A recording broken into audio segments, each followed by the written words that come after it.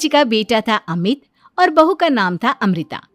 सुमित्रा जी की बहू की बातें सुनकर ऐसा लगता था कि जैसे वो बहुत इंटेलिजेंट है, क्योंकि उससे कभी भी कोई भी सवाल पूछो फट से जवाब दे देती थी। अरे भाई, उसके जवाब से तो गूगल भी पीछे रह जाता था। और इसलिए कम से कम सुमित्रा जी के घर में तो किसी को भी गूगल की जरूरत ही नहीं पड़ती थी। जब भी घर में कोई बात चलती, कोई कुछ भी कहता, तो अमृता फट से कह देती, ये तो मेरे साथ भी हुआ था, मुझे इसके बारे में सब मालूम है। एक दिन सुमित्रा जी अमित और अपनी बहू अमृता के साथ अमित के बुआ जी, फूफा जी यानी कि मुकेश और उर्मिला जी के यहाँ पर मिलने के लिए गए। अरे बहुत अच्छा किया अमित बेटा, इतने दिनों के बाद आए हो तुम। हाँ सुमित्रा भाभी, कभी तो आ जाया करिए अपने बच्चों को लेकर। आपकी बहू के आने से तो हमारे घर में भी रौनक आ गई है। वो क्या है ना, अमित ऑफिस के काम में बहुत बिजी रहता है, इसलिए उसे तो वक्त ही नहीं मिल पाता। अच्छा, लगता है नौकरी काफी मुश्किल है अमित की। अरे नहीं नहीं फूफा जी, ऐसी कोई बात नहीं है। आप तो जानते हैं ना प्राइवेट जॉब में कितना काम होता है। अरे कोई समझे ना समझे, मुझे तो पता है प्राइवेट नौकरी में इतना काम करना पड़ता है कि इंसान की आफत आ जाती है। लेकिन बेटा, तुमने तो कभी जॉब की ही नहीं, तुम्हें कैसे पता? अरे जॉब नहीं की तो क्या हुआ मम्मी जी, सब जानती हूँ मैं। सबसे पहले ऑफिस में जाओ, वहां पर अपनी एंट्री डालो, उसके बाद दिन भर सिस्टम पर बैठकर काम करो। चारों तरफ कैमरे लगे होते हैं, आप अपनी नजर इधर की उधर नहीं कर सकते। उसके बाद दिन भर बॉस की चिक चिक सुनो, वो अलग से। यही सब होता है, मुझे ना सब पता है। अरे बहू रानी तो काफी इंटेलिजेंट है, हर बात की खबर है इसको। थोड़ी देर बाद, अब देखिए सुमित्रा भाभी, इतने दिनों के बाद आई हैं आप, खाना खाकर ही जाना, ऐसे तो मैं आपको जाने नहीं दूंगी। वैसे बुआ जी, खाने में क्या बनाया है? वो क्या है ना बेटा, आज तुम्हारी बुआ जी की तबीयत थोड़ी ठीक नहीं थी, इसलिए हमने सोचा कि जब तुम लोग यहाँ आ जाओगे तो बाहर से खाना मंगवा लेंगे और साथ में बैठकर खाएंगे। लेकिन बस प्रॉब्लम इतनी सी है कि मुझे बाहर से खाना ऑर्डर करना नहीं आता। सोचा जब अमित आएगा तो उसी को बोल दूंगी। अरे मुझे आता है ना, मैं कर देती हूँ ऑर्डर। बताइए क्या क्या मंगाना है आपको? इटालियन, कॉन्टिनेंटल, इंडियन, पंजाबी, सब पता है मुझे। क्या बात है बहू, क्या घर में भी खाना रोज बाहर से ऑर्डर करती हो? अरे नहीं नहीं नहीं बुआ जी, ऐसी कोई बात नहीं है, बस मुझे ना सब पता है। कोई बात नहीं अमृता, मैं अपने फोन से ऑर्डर कर देता हूँ। अरे क्या बात है, आजकल ऑनलाइन डिलीवरी पर कोई ऑफर नहीं चल रहा है, वरना काफी पैसे बच जाते। कैसी बात करते हैं अमित, मैं कह रही हूँ ना मुझे सब पता है। मुझे एक बहुत अच्छा ऑनलाइन डिलीवरी वाला मालूम है, जहाँ पर 50% ऑफ मिल जाएगा। और आज तो वैसे भी फ्राइडे है ना, फ्राइडे को तो उस पर 50-70% ऑफर मिलता ही मिलता है। अरे क्या बात है, इसके बारे में तो मुझे पता ही नहीं था। अरे बेटा, जिस चीज के बारे में किसी को पता नहीं होता, हमारी बहू को पता होता है। एक काम कर, तू उसी को ऑर्डर करने दे। क्या बात है अमृता बेटा, तुम तो बहुत इंटेलिजेंट हो, सब कुछ जानती हो। कुछ दिनों के बाद सुमित्रा जी की कुछ सहेलियां उनसे मिलने के लिए आती हैं। अरे सुमित्रा बहन कैसी हो, बहू कैसी है तुम्हारी? अरे पूछिए मत, बहुत इंटेलिजेंट है मेरी बहू, सब कुछ जानती है। क्या बात है, बहू के आने के बाद तो औरतें दुखी हो जाती है, लेकिन तुम तो बहुत खुश लग रही हो। वो क्या है ना, मेरी बहू है ही इतनी अच्छी। अरे तो बुलाओ ना, हमारे साथ बैठेगी, बातें करेंगी तो हमें भी अच्छा लगेगा। सुमित्रा जी अमृता को बाहर बुलाती हैं और उसके बाद सब लोग बातें करने लगते हैं। क्या बताऊं, कुछ दिनों से घुटनों में इतना दर्द हो रहा है कि चला भी नहीं जाता। अब बुढ़ापे में तो ये सब चलता ही रहता है, क्या कर सकते हैं। आंटी जी, आप योगा करिए, योगा और साथ में ना काले तिल खाया करिए, आपके घुटनों का दर्द भाग जाएगा। लेकिन तुमको ये सब कैसे पता बेटा? अरे मेरे भी घुटनों में दर्द होने लगा था, मैंने योगा किया और काले तिल के साथ गुड़ मिलाकर उनके लड्डू बनाकर खाए, एकदम ठीक हो गए हैं मेरे पैर। अमृता, ये तुम क्या कह रही हो? इतनी कम उम्र में तुम्हारे पैरों में दर्द कैसे हो सकता है? अरे मम्मी जी, सच कह रही हूँ, एक बार अगर कोई ये नुस्खा अपना लेना बस मजा आ जाए। ठीक है बेटा, अगर तुम कहती हो तो मैं ये करके देखती हूँ। मुझे सब पता है आंटी जी, ये मेरे साथ हो चुका है, इसीलिए तो बता रही हूँ मैं आपको, ऐसे नहीं बताती किसी को। कुछ दिनों के बाद अमित अमृता को अपने दोस्तों के साथ घूमने के लिए ले जाता है। क्या यार, क्या जिंदगी हो गई है। सारा दिन ऑफिस का काम करते रहो, अपनी हेल्थ पर तो ध्यान ही नहीं दे सकते। अरे क्यों नहीं दे सकते अपनी हेल्थ पर ध्यान? सब दे सकते हैं, इंसान चाहे तो कुछ भी कर सकता है। क्या बात है भाभी, आप इतनी श्योरिटी के साथ कैसे कह सकती हैं? अरे आजकल ना एक से एक एप्लीकेशन है मार्केट में, और जानते हैं उसमें कुछ एक्सरसाइज तो ऐसी बताते हैं जिन्हें आप अपने ऑफिस में बैठे बैठे, मेरा मतलब लैपटॉप पर काम करते करते भी कर सकते हैं। अमृता, ऐसी एक्सरसाइज के बारे में तो मुझे भी नहीं पता था, तुम्हें कैसे मालूम? अरे मुझे सब पता है, हर चीज की खबर रखती हूँ मैं, जानते हैं ना आप। लेकिन ऐसी कौन सी एप्लीकेशन है और ऐसी कौन सी एक्सरसाइज है भाभी? एक मिनट, मैं आपको अपने मोबाइल में दिखाती हूँ। अरे वाकई में भाभी तो सही कह रही हैं। देखो यार, इस पे कितनी अच्छी एक्सरसाइज दिखाई गई है। अपनी चेयर पर बैठे बैठे एक्सरसाइज भी कर लो, काम भी और हेल्थ भी। वाह भाभी वाह, मजा आ गया। लेकिन अमृता, तुम्हें इस बारे में कैसे पता? अब मेरे साथ जो चीज हो चुकी है उसके बारे में तो मुझे पता होगा ही ना अमित। मतलब तुम कब ऑफिस में काम करने गई जो तुमने ऑफिस करते करते एक्सरसाइज की? मैं जो किचन में काम करती हूँ अमित, घर के काम, वो किसी ऑफिस के काम से काम है क्या? बस मैं भी वो सब करते करते इनमें से कुछ एक्सरसाइज ट्राई कर लेती हूँ, इसीलिए मुझे सब पता है। सही है यार, तुम तो बहुत इंटेलिजेंट हो। कुछ दिनों के बाद, ये क्या है? एक दोस्त ने मेरे साथ एक मजाक किया है, लेकिन समझ में ही नहीं आ रहा। अरे बेटा, तो अमृता से पूछ लेना, उसके पास कोई ना कोई जवाब जरूर होगा। ठीक कहती है मम्मी जी, मैं सब जानती हूँ। लेकिन अमृता, ये थोड़ा मुश्किल है, सोच लो। मेरे लिए कुछ भी मुश्किल नहीं, दुनिया की कोई भी पहेली हो मैं चुटकी में सॉल्व कर लेती हूँ। अच्छा ठीक है, देखो मेरे दोस्त ने मुझे एक खाली पेपर दिया है और कहा है कि इस पर उसने मेरे लिए कुछ मैसेज लिखा है। अब एक बात बताओ यार, खाली पेपर पर, आई मीन जिस पर कुछ भी नहीं लिखा हुआ, उसे मैं कैसे पढ़कर बताऊं? अरे बस इतनी सी बात, इसे तो मैं चुटकियों में सॉल्व कर दूंगी अमित। लेकिन कैसे बहू? इस पेपर पर तो वाकई में कुछ नहीं लिखा हुआ, एकदम खाली पेपर है, कैसे, क्या पढ़ोगी तुम?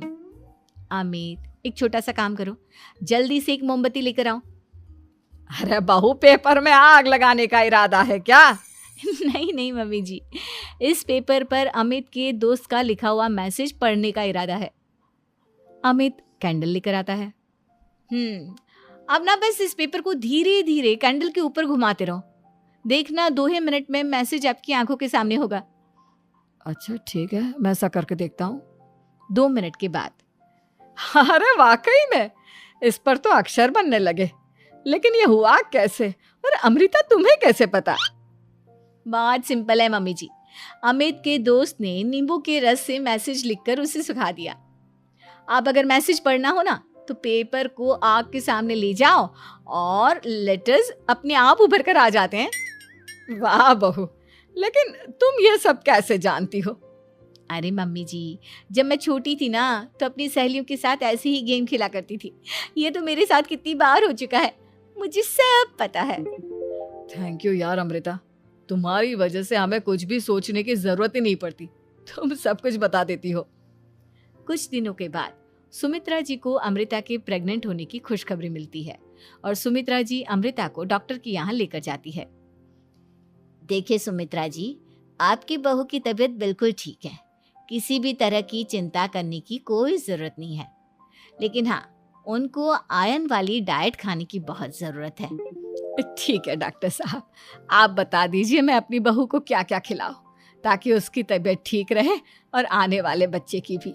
अरे मम्मी जी, इसमें डॉक्टर से पूछने की क्या ज़रूरत है? किशमिश है, अनार है, पालक है, ये सब खाना चाहिए, आयरन का लेवल बिल्कुल बराबर रहता है।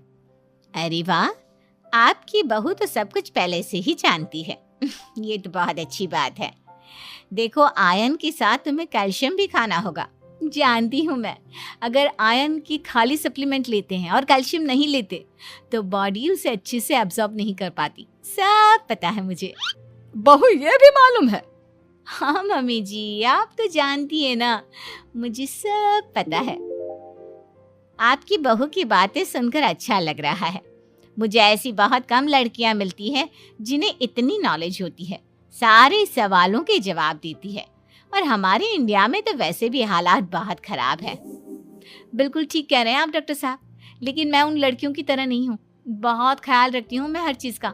और जानती हैं आप, हमारे घर में तो किसी को किसी चीज़ के बारे में गूगल करने की ज़रूरत ही नहीं पड़ती। बिल्कुल ठीक कह रही है अमृता।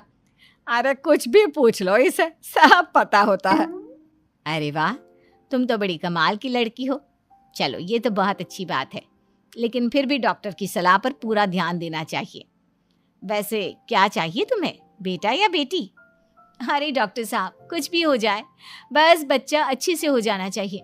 मुझे तो दोनों में से किसी से कोई भी परेशानी नहीं। और सुमित्रा जी, आप?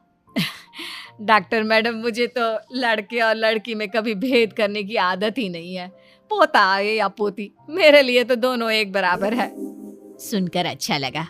वैसे आप जानती हैं, हमारे यहाँ पर तो लोगों को बड़ी बेचैनी रहती है ये जानने की कि पेट में लड़का है या लड़की, लेकिन विदेशों में ऐसा नहीं होता। हाँ, वहाँ पर तो सब कुछ पहले से ही बता देते हैं ना। ये भी कोई बात हुई भला? लेकिन तुम्हें कैसे पता कि वहां पर सब कुछ पहले ही बता देते हैं? अच्छा हाँ, तुम तो सब कुछ पहले से ही जानती हो ना। तुम्हारे साथ तो सब कुछ पहले से ही हो चुका होता है। नहीं मम्मी जी, ये तो मेरे साथ पहली बार हो रहा है, इसलिए मैं ये डायलॉग नहीं बोल सकती। अमृता की बात सुनकर सुमित्रा और डॉक्टर दोनों हंसने लगते हैं। की सुहागरात पार्ट 2। धूमधाम से शादी करने के बाद समर्थ और देविका घर आते हैं। घर पर सब उनका स्वागत करते हैं और सौम्या उनकी सुहाग रात का इंतजाम करती है। समर्थ और देविका दोनों अपने रूम में बैठे बातें कर रहे होते हैं।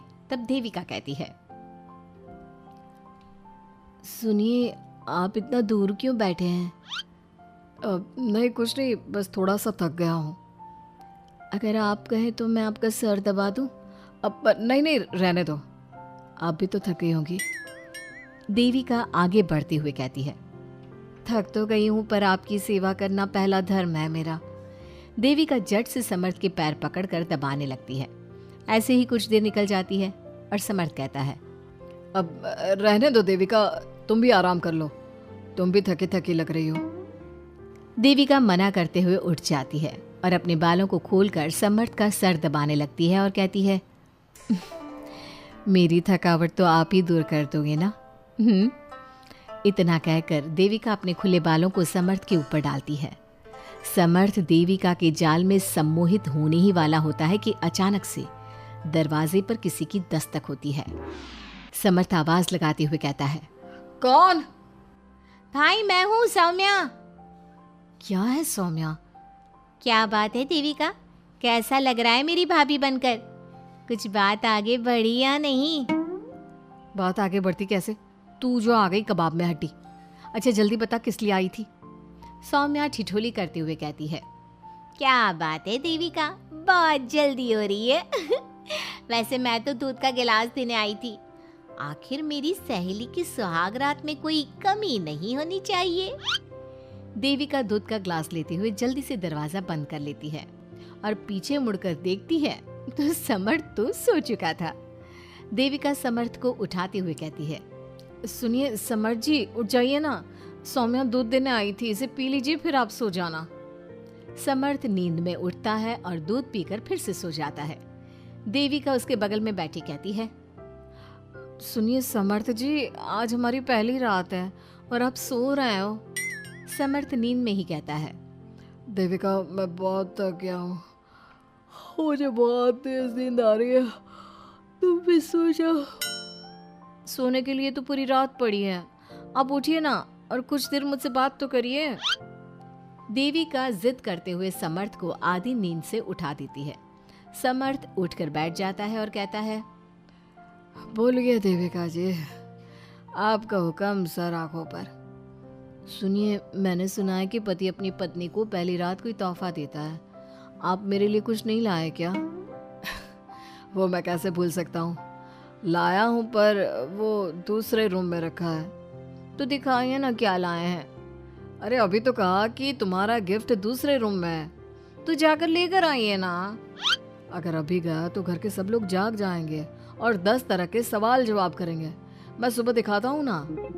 समर्थ इतना कहकर लेट जाता है और लेटे लेटे देविका से कहता है, अच्छा सुनो देविका, मुझे बहुत नींद आ रही है, मैं सो रहा हूँ, तुम भी सो जाओ। देविका समर्थ की बात सुनकर कहती है, आपको तो हमारी पहली रात की कुछ पड़ी ही नहीं है। इतना कहकर देविका भी उसके करीब आकर लेट जाती है और सो जाती है। अगली सुबह अधीरा समर्थ के रूम में सफाई करने आती है और देविका को उसके करीब लेटा देख रोने लगती है। रोने की सिसकी सुनकर समर्थ की आंख खुल जाती है। वो उठकर देखता है कि अधीरा उसके कमरे में रो रही है। उसे देखते ही समर्थ बहुत गुस्से में आ जाता है और अधीरा से कहता है, अधीरा, तुम सुबह सुबह क्यों रो रही हो? तुम्हें यहाँ नहीं आना चाहिए था, जाओ यहाँ से। समर्थ अधीरा का हाथ पकड़कर रूम के बाहर कर देता है और कहता है, अब बिना दरवाजा नॉक किए अंदर मत आना। इतने में देविका भी आ जाती है और समर्थ को भड़काते हुए कहती है, हाँ समर्थ जी, ये रो रो कर हमारे घर में अपशगुन कर रही है, और अब ये देखो कैसे मगरमच्छ के आंसू दिखा रही है। इतना कहकर देविका अधीरा का हाथ पकड़कर घसीटती है और कहती है, अब क्या रोती रहेगी या कुछ काम भी करेगी? मुफ्त में रोटियां तोड़ने को नहीं मिलेगी यहाँ पर। चल उठ यहाँ से और कुछ काम कर। अधीरा वहां से उठकर रोते रोते चली जाती है और जाकर रसोई में सबके लिए चाय बनाती है और चाय जाकर पहले अपनी सास को देती है। चाय पीते ही मंजू अधीरा को गुस्से से कहने लगती है, लगता है मुझे मारने की साजिश कर ली है। अरे अभी तक तूने ढंग की चाय बनाना नहीं सीखा। इतनी मीठी चाय बनाई है कि कहीं मैं शुगर की बीमारी से मर ही ना जाऊं। अरे जा जाकर तू मर कहीं। अधीरा मंजू की बात सुनकर दुखी होती है। इतने में सौम्या वहां आ जाती है और कहती है, ये लो, महारानी अभी यहीं बैठी है और मैं पूरे घर में देख आई। अरे ओ महारानी, यहाँ बैठकर किसका मातम मना रही हो? उठ यहाँ से और जाकर हमारे कपड़े धो, बहुत कपड़े पड़े हैं धोने को। अधीरा वहां से कपड़े धोने चली जाती है और बैठे बैठे खुद को कोसने लगती है। हे भगवान, मुझे उठा ले तो अच्छा है, मैं थक गई हूँ इस जिंदगी से। ऐसे ही कुछ दिन निकल जाते हैं। अब समर्थ भी अपने काम पर जाना शुरू कर देता है। एक शाम अधीरा घर के सारे काम करके अपने रूम में आराम कर रही थी और मंजू अधीरा को आवाज लगाते हुए कहती है, अरे ओ कलमुही, अगर आराम हो गया हो तो आकर मेरे पैर दबा दे। देविका उस समय वहीं से गुजर रही थी और समर्थ का घर आने का टाइम देखकर देविका मंजू से कहती है, माँ जी सुनिए, आप कहें तो मैं दबा दूं आपके पाँव। पता नहीं अधीरा कहाँ है। देविका मंजू के पांव दबाने बैठ जाती है और कुछ ही टाइम बाद समर्थ भी वहां आ जाता है और देविका को माँ के पांव दबाते देख बहुत खुश होता है। वो सीधे अपने कमरे में चला जाता है। समर्थ को देख मंजू देविका से कहती है, अच्छा सुन, जा जाकर खाना लगा दे, और समर्थ थक कर आया है ऑफिस से, जाकर उसे पानी को पूछ ले। देविका उठकर समर्थ के लिए खाना लगा देती है और रात में समर्थ और देविका सोने की तैयारी करते हैं। समर्थ कहता है, अच्छा देविका सुनो ना, मेरे पास आकर बैठो जरा। अरे पापा, मैं बहुत थक गई हूँ, मुझे नींद आ रही है। अरे आओ तो सही। आज तो मैं माँ के पाँव दबाते देखकर बहुत अच्छा लगा। अच्छा क्यों नहीं लगेगा भला? पूरा दिन घर के काम किए हैं और शाम को माँ की सेवा। पर मेरा तो कोई हाथ बांटने वाला भी नहीं है घर में। क्यों? अधीरा और घर के बाकी लोग कहाँ जाते हैं? अधीरा की तो बात ही मत करो, वो महारानी तो बस मटर गश्ती करती रहती है और घर का सारा काम ना मुझे ही करना पड़ता है। मेरी तो किसी को पड़ी ही नहीं है, मैं तो सिर्फ एक नौकरानी हूँ इस घर में। अरे नहीं नहीं, ऐसा मत बोलो। क्यों ना बोलूँ? आपने मुझे वादा किया था ना कि आप मुझे रविवार को फिल्म दिखाने ले जाओगे और कपड़े भी दिलवाओगे, पर आपने तो एक भी वादा पूरा नहीं किया। अच्छा बाबा, कल रविवार है, कल ही चलते हैं और तुम्हारी सारी शिकायत दूर कर देते हैं। खुश? दोनों सो जाते हैं और अगली सुबह समर्थ और देविका बाहर घूमने चले जाते हैं। अब समर्थ पूरी तरह से देविका के वश में हो जाता है। देविका जो कहती समर्थ वही करता। क्या समर्थ को कभी अपनी बहन और दूसरी पत्नी की सच्चाई पता चल पाएगी? अब क्या होगा अधीरा का? इसके लिए हमारे अगले एपिसोड का इंतजार कीजिए। बहनों की लालची भाभी। करिश्मा, रेशमा और मनीषा 3 बहनें हैं। उनका एक भाई भी है, मयंक। मयंक अपनी बहनों को बहुत प्यार करता है, लेकिन मयंक की पत्नी सविता इस मामले में मयंक से बिल्कुल ही अलग है। वो अपनी ननदों का जितना बुरा कर सकती है उतना बुरा करती ही रहती है और अपनी ननदों पर हुक्म भी चलाती है। करिश्मा, करिश्मा, तुमने अभी तक नाश्ता नहीं बनाया? तुम्हारे भैया को ऑफिस जाने में देर हो रही है। हाँ भाभी, बस अभी बनाती हूँ। करिश्मा, तुम ये ढीलापन छोड़ दो। कल को पराए घर जाना है। वहाँ अगर तुम इस तरह से काम करोगी तो लोग क्या कहेंगे कि माँ ने और भाभी ने कुछ सिखाया नहीं। और तुम्हारी दोनों बहनें कहाँ हैं? रेशमा मार्केट गई है और मनीषा सो रही है। क्या? सुबह के 8 बज रहे हैं और ये महारानी अभी भी सो रही है? ये कहते हुए सविता अपनी सास दुर्गा देवी के पास जाती है। माँ जी, देख रही हो अपनी बेटियों के तौर तरीके? क्या हुआ बहू, सुबह सुबह क्या कर दिया मेरी बेटियों ने? अरे एक तो अभी अभी उठकर किचन में गई है, दूसरी सुबह सुबह बाहर चली गई और तीसरी अभी तक सो रही है। क्या करूं मैं इन तीनों का? मैं तो परेशान हो गई हूँ। जा जाकर उठा उसे और रेशमा से मैं बात करती हूँ। सविता सीधा मनीषा के कमरे में जाती है और उससे कहती है, महारानी जल्दी उठो, सूरज सर पर आ गया है। भाभी थोड़ी देर और सोने दो ना, मैं रात को लेट सोई थी। वो क्या ना, यूनिट टेस्ट चल रहे हैं। शराफत से उठती है या नहीं, या फिर पानी की भरी बाल्टी डालूं तेरे ऊपर? नहीं भाभी, मुझे बिस्तर में नहीं लाना, उठती हूँ मैं। मनीषा जल्दी से उठकर बाथरूम में चली जाती है। सभी आराम से बैठकर नाश्ता कर रहे होते कि तभी रेशमा बाजार से हाथ में सामान लिए आ जाती है। रेशमा को देखते ही सविता उस पर बरस पड़ती है। लो, आ गई महारानी। ऐसा भी क्या सामान लाना था जो सुबह आंख मलते ही बाजार की तरफ रवाना हो गई? भाभी, कल आप ही तो चीख रही थी कि घर का सारा सामान मुझे ही लाना पड़ता है, घर में किसी को भी किसी काम से कोई लेना देना नहीं है। अब मैं बाजार जाकर सामान ले आई तो आपको इस बात से भी तकलीफ हो रही है? देख रही हो माँ जी, अपनी बेटी की जुबान कैंची से भी तेज चलती है। और मयंक, आप तो कुछ कहेंगे नहीं अपनी लाडली बहन को? रेशमा, अपनी भाभी से ऐसे बात नहीं करते। चलो माफी मांगो। भैया, मैं क्यों माफी मांगू? आप भाभी से बोलिए ना कि हम पर कम हुक्म चलाया करे। हम इस घर की बेटियां हैं और आपकी पत्नी की ननद है, नौकरानी नहीं। लो कर लो बात। इनकी भलाई के लिए कुछ भी बोलो तो इन्हें बुरा लग जाता है। इस घर में यही इज्जत है मेरी। देख लो माँ जी, आपकी बेटी किस लहजे में मुझसे बात कर रही है। सविता वहां से चली जाती है। मयंक को बहुत गुस्सा आता है, वो भी वहां से चला जाता है। फिर करिश्मा रेशमा को समझाती है, रेशमा, तुम्हें भाभी से माफी मांग लेनी चाहिए थी ना। लेकिन दीदी, मैंने कुछ किया ही नहीं, तो मैं माफी क्यों मांगू? हाँ का रेशमा दीदी, रेशमा दीदी जैसे ही घर में आई भाभी ही उन पर चिल्ला रही थी। हाँ, मैं मानती हूँ कि गलती भाभी की थी। मैं तो इसलिए बोल रही हूँ कि भाभी ने माँ को तो पूरी तरह अपने वश में कर लिया है। वो हमारी बात सुनती ही नहीं। मयंक भैया हमारे लिए हमेशा खड़े रहते हैं, इसलिए उनकी बात का मान तो तुम्हें रखना चाहिए था ना। कोई फायदा नहीं दीदी, कुछ दिनों की बात और है, भाभी उन्हें भी हमारे खिलाफ भड़का देंगी। फिर वो भी माँ की तरह हमारी किसी बात का विश्वास नहीं करेंगे। इसी तरह सविता अपनी तीनों ननदों को किसी न किसी बात पर परेशान करती रहती थी। एक दिन मयंक अपनी तीनों बहनों के लिए गिफ्ट लाया। क्या रेशमा, ये तुम्हारे लिए हार का सेट। रेशमा, तुम्हारे लिए सुंदर सी ड्रेस। और मनीषा, तुम्हें किताबें पसंद है ना, तुम्हारे लिए किताबें लाया हूँ। थैंक यू भैया। थैंक यू भैया। थैंक यू भैया। करिश्मा, तुम्हारा नेकलेस कितना सुंदर है, ये भैया कहाँ से ले आए होंगे? मैंने भैया को 3 दिन पहले फोन पर ये डिजाइन दिखाया था और आज भैया ये ले आए। सविता तो अपनी ननदों के गिफ्ट्स देखकर जल गई और करिश्मा का नेकलेस तो उसे भी बहुत पसंद आया था। अपनी बहनों के लिए कितना अच्छा नेकलेस लेकर आए हैं, मुझे कभी कोई गिफ्ट नहीं दिया। मैं आज ही ये हार चुरा लूंगी। रात में सविता करिश्मा का हार चुरा लेती है और इसी तरह उसे अपनी ननदों की जो भी चीज़ अच्छी लगती वो उसे मांगती नहीं, बल्कि रात के अंधेरे में चुरा लेती। इसी तरह दिन बीतते गए और सविता ने मयंक के दिल में भी उसकी बहनों के लिए नफरत पैदा कर दी। एक दिन मयंक ने करिश्मा और रेशमा के लिए रिश्ता देखा और ये बात उसने घर में सबको बताई।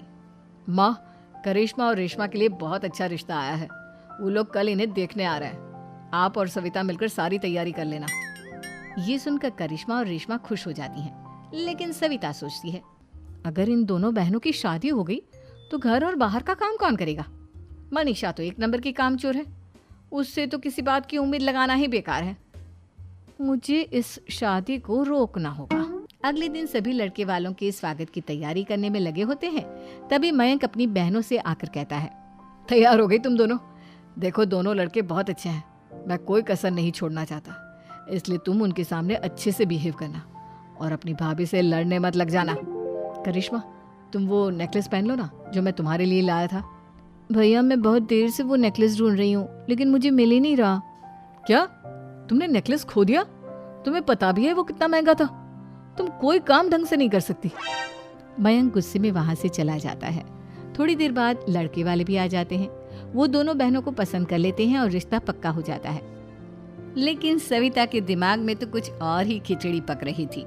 वो पंडित जी के पास करिश्मा की कुंडली लेकर जाती है और उन्हें पैसे देकर करिश्मा की कुंडली बदलवा देती है। जब लड़के वालों के पास करिश्मा की कुंडली जाती है तो वो दुर्गा को फोन करते हैं। बहन जी, हमने करिश्मा की कुंडली अपने पंडित जी को दिखाई थी। आपकी बेटी की कुंडली नहीं बल्कि दोषों का पिटारा है। देखिए, मैं और मेरे पति इन सब बातों में बहुत विश्वास करते हैं, इसलिए हम आपकी बेटी से अपने बेटे की शादी नहीं करा सकते। इस तरह करिश्मा का रिश्ता टूट जाता है और सभी घर वालों को बहुत दुख होता है। अब कविता सोचती है, चलो करिश्मा का तो रिश्ता टूट गया, अब रेशमा का भी रिश्ता तोड़ना है। क्या करूं? अब सविता आवाज बदलकर किसी अननोन नंबर से रेशमा के होने वाले ससुराल में फोन करती है। हेलो, मैं कौन हूँ कौन नहीं ये आपके लिए जानना ज़रूरी नहीं। बस इतना सुन लो कि रेशमा का 2 साल से किसी के साथ अफेयर चल रहा है। बस रेशमा का रिश्ता तोड़वाने के लिए सविता का इतना कहना काफी था। अब रेशमा का भी रिश्ता टूट गया। मयंक और दुर्गा देवी ने रेशमा को खूब खरी खोटी सुनाई और उससे बार बार उस लड़के के बारे में पूछने लगी। आप दोनों मुझे क्यों परेशान कर रहे हो? अरे कोई लड़का होगा मेरी लाइफ में तो मैं बताऊंगी ना, जब कोई है ही नहीं तो कहाँ से लाऊं मैं कोई लड़का? तो तेरे होने वाले ससुराल वालों को फोन किसने किया था? माँ, मैं नहीं जानती किसने फोन किया था, मैं सच कह रही हूँ। मैं तो पहले ही कह रही थी, इसकी लगाम खींच कर रखो, लेकिन मेरी सुनता ही कौन है। आप चुप रहिए भाभी, ये सब आपका ही किया धरा है। अब तीनों बहनों को विश्वास हो जाता है कि ये सब उनकी भाभी ही कर रही है। तीनों बहनें अपनी भाभी को सबक सिखाने के लिए एक वकील कर लेती है और घर में हिस्सा मांगना। देखो भैया, माँ बाप की जायदाद में जितना बेटों का हक होता है उतना ही बेटियों का, इसलिए इस घर के 4 हिस्से होंगे और हमें अपना हिस्सा चाहिए। मैंने तुम्हारे लिए क्या क्या नहीं किया और तुम इस घर में हिस्सा मांग रही हो? भैया, आप और माँ हम बहनों की कोई बात नहीं सुनते हो और भाभी हमारी शादी नहीं होने देगी, क्योंकि उन्हें लगता है कि आप हमारी शादी में ज्यादा पैसा लगाओगे और उन्हें हम जैसी फ्री की नौकरानी कहाँ मिलेगी।